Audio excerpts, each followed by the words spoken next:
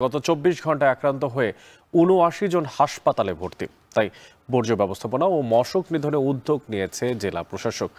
এ নিয়ে আরো জানাতে বরগুনা থেকে যুক্ত হচ্ছেন সহকর্মী জিয়াদ মাহমুদ।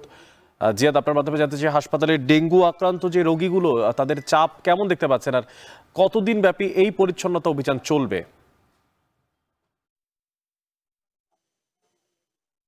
অনেক হাসপাতালে ডেঙ্গু রোগীর যে চাপ সেটি কিন্তু বেড়েই চলেছে এবং আপনাকে জানিয়ে রাখি, গতকাল পর্যন্ত বরগুনায় মোট ১,৮৩৮ জন আক্রান্তের কথা আমরা জেনেছি এবং গত গতকাল পর্যন্ত ২৪ ঘন্টায় নতুন করে ৭৪ জন আক্রান্ত হয়েছে এবং ডেঙ্গুর যে প্রাদুর্ভাব প্রকোপ, সেই প্রকোপ কিন্তু বেড়েই চলছে, কমছে না কিছুতেই। তাই বরগুনা জেলা প্রশাসক গতকাল এসেছিলেন, হাসপাতাল পরিদর্শন করেছেন এবং তারপর থেকেই তারা পদক্ষেপ নিয়েছেন পরিচ্ছন্নতা অভিযানের। এই পরিচ্ছন্নতা অভিযানে একই সাথে মাঠে পর্যায়ে কাজ করছে বিভিন্ন স্বেচ্ছাসেবী সংগঠন। আমরা দেখতে পাচ্ছি যে বিডি ক্লিনের কর্মীরা তারা কিন্তু এখন পরিচ্ছন্নতা কার্যক্রম করছে, সেই সাথে পৌরসভার যারা পরিচ্ছন্নতা কর্মী রয়েছেন তারাও কাজ করছেন।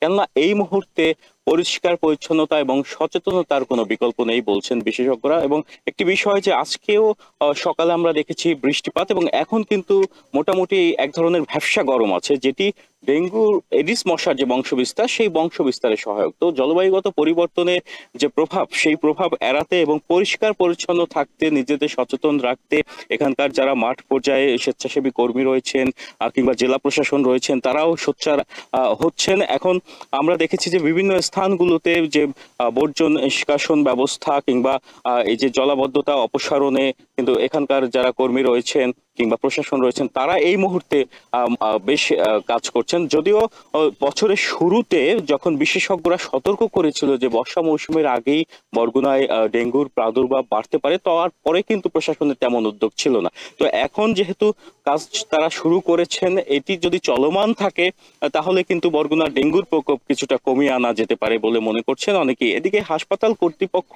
রোগীর ভিড় সামলাতে তাদের হিমশিম খেতে, কেননা হাসপাতালে যারা আসছেন, রোগী যারা আসছেন তাদের সাথে ৩ জন ৪ জন করে স্বজন আসছেন, যে কারণে কিন্তু একটা বিড়ম্বনায় পড়তে হয় চিকিৎসকদের। আর একটি বিষয় যে বরগুনায় আক্রান্ত হয়ে সরকারি হিসেব মতে ৫ জনের মৃত্যু হয়েছে এবং যদিও বেসরকারি হিসেবে সেই সংখ্যা কিন্তু ১০ জনের বেশি। গতকালও ৩ বছরের এক শিশু ঢাকা নেয়ার পথে ডেঙ্গুতে আক্রান্ত হয়ে মারা গেছে। তো এখন একমাত্র পদক্ষেপ নেওয়া যে সচেতনতা এবং পাশাপাশি যে ড্রেনেজ বর্জ্য ব্যবস্থাপনা পরিষ্কার পরিচ্ছন্নতা রাখলেই ডেঙ্গুর প্রকোপ কিছুটা কমে আসতে পারে বলে মনে করছেন সচেতন মহল। তো এই ছিল বরগুনা থেকে আমার কাছে সবশেষ তথ্য।